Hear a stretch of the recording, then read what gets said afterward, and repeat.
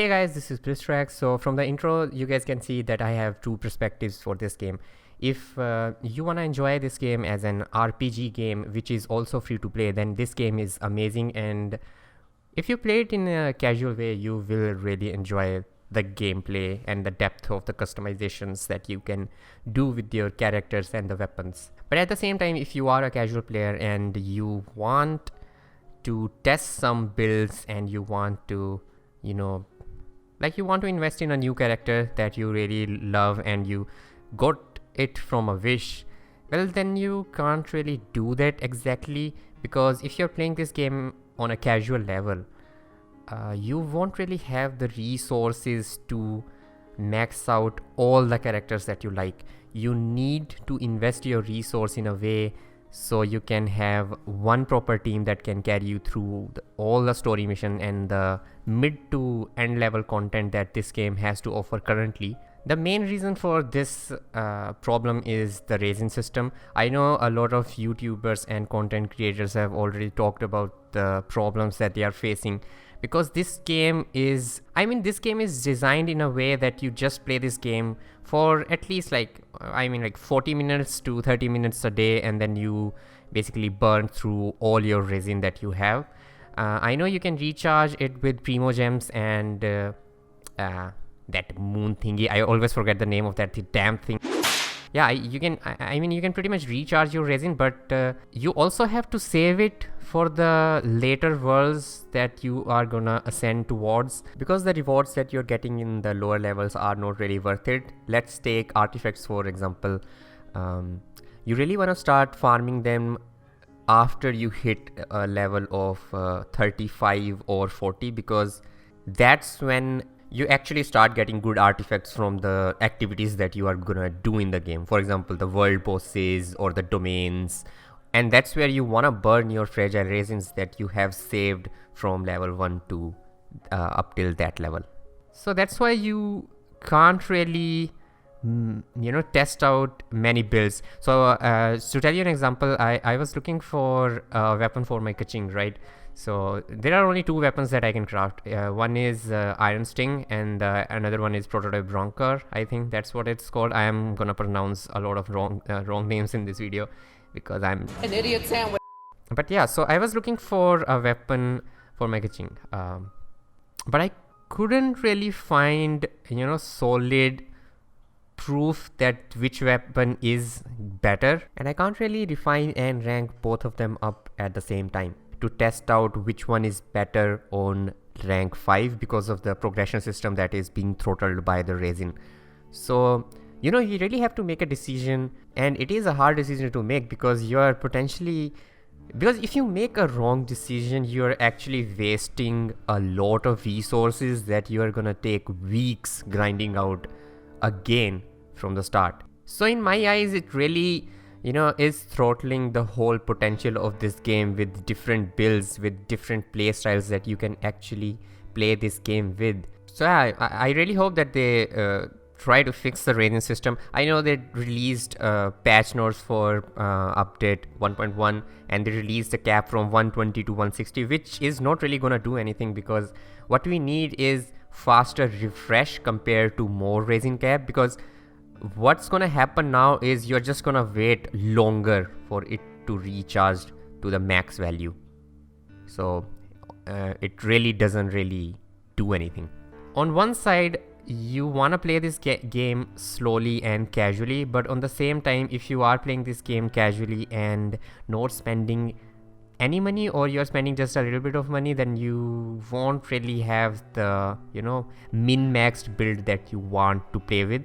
But that aside, you don't really need a proper setup to enjoy the story or the exploration or the casual content that this game has to offer. So if you just look at this game and want to play this game as an RPG game that you can also play on your mobile, by the way, it cross saves, which is amazing. I mean, I usually do the harder missions on my PC, and when I am about to fall asleep, I just optimize my builds on my phone, or if I just want to do some random exploration, I do that on my mobile. So that's great.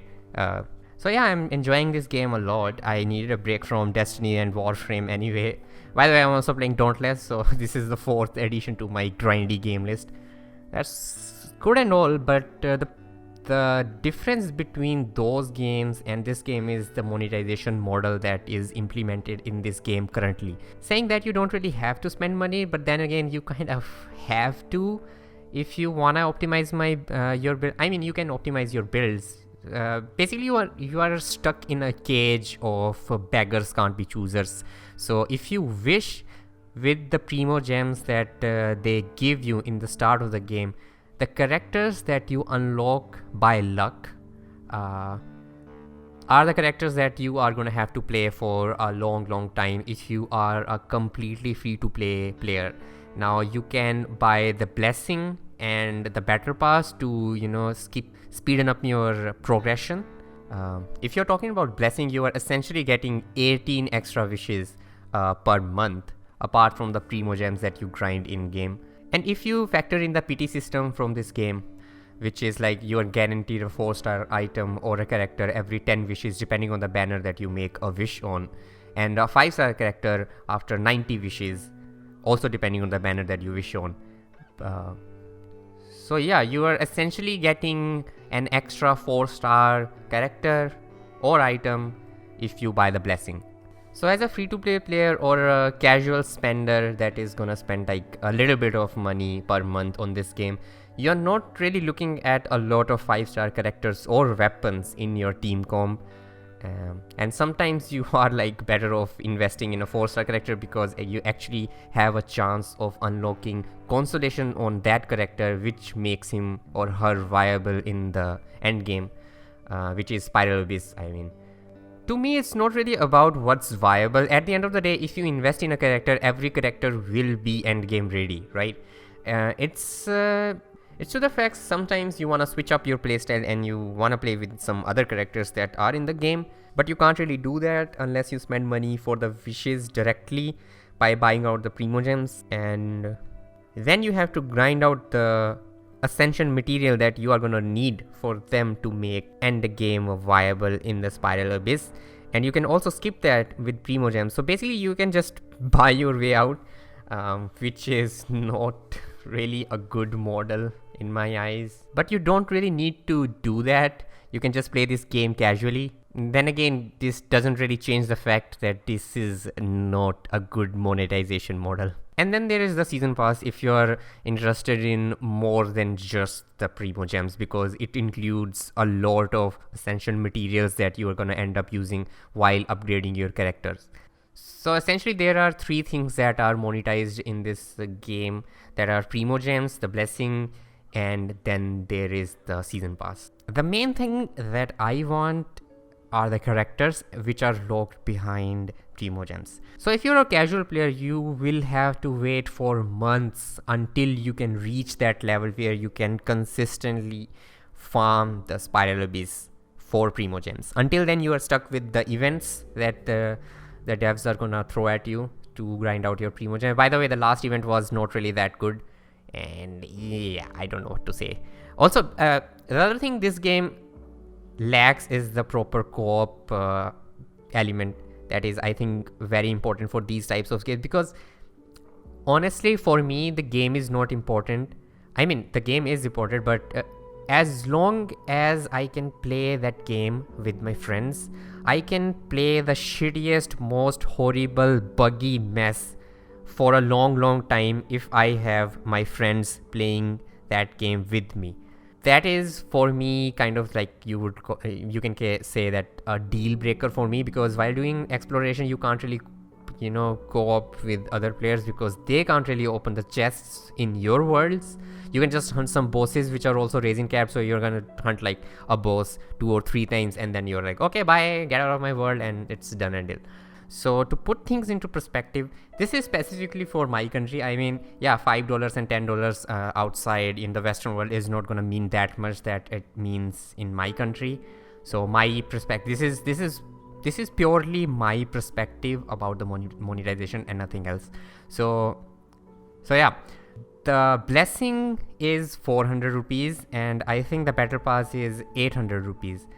So that brings the total sum to 1200 rupees, right? And I bought a DLC for Destiny for 1400. That is also a deluxe edition, so that's gonna give me the content that they are gonna release for the next year, including the guns, the game modes, everything, the season passes, everything is basically included in that 400 rupees. Now you can't really measure fun with money. Maybe Genshin Impact becomes more fun compared to Destiny later down the line when they come up with the new content and even more, characters. But at a certain point, you also have to check how much money you're actually spending on a game, right?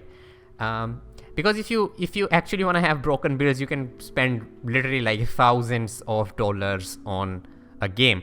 That's why I stayed away from these gacha games that are all mobile, because on mobile the monetization system is completely different, and this game has a chance to become the bridge between the mobile games and the PC game if they restructure their, I don't know if they are gonna do that, but if they can restructure their monetization model compared to other mobile game, this game has at least you can say this game has a pretty decent monetization structure, because you can actually play the game without spending anything if you are a casual player. And also because of the pity system, it's good that you actually have a guaranteed shot at getting a 5-star character or a 5-star item, even if that is not the one you're looking for.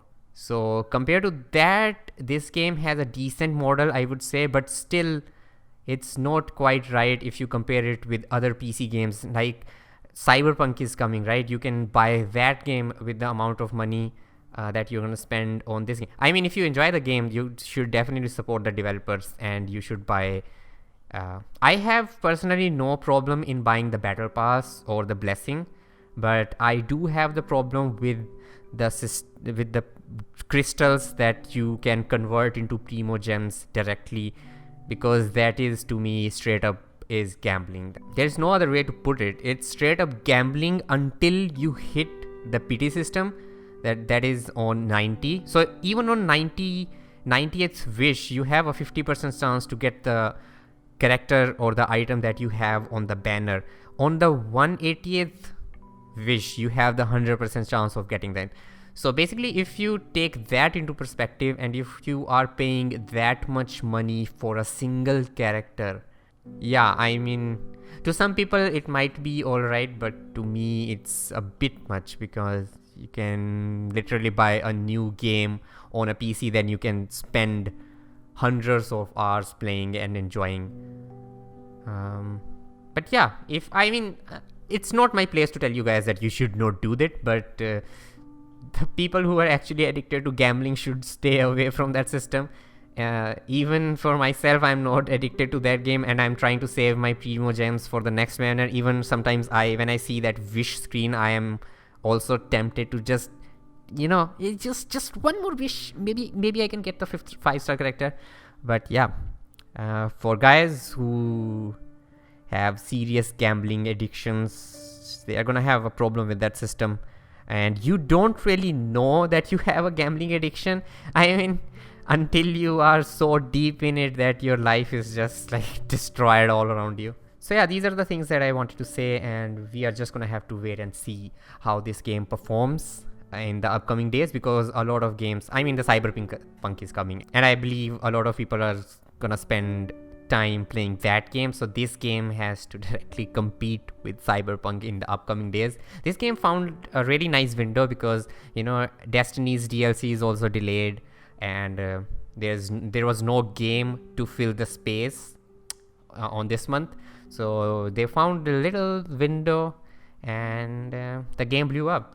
I mean, most of the players that are playing Genshin Impact are players from different games that are also PvE, and they just wanted to try out this game. I mean, this game is very good. You should pace yourself. You should not rush through the game, and just enjoy it. I mean, it's a great game with very fun elements, and yeah, that's about it. I'm gonna see you guys in the next video, if I make that, maybe like next month or something. I don't really make that many videos now. But yeah, I do live streams sometimes also.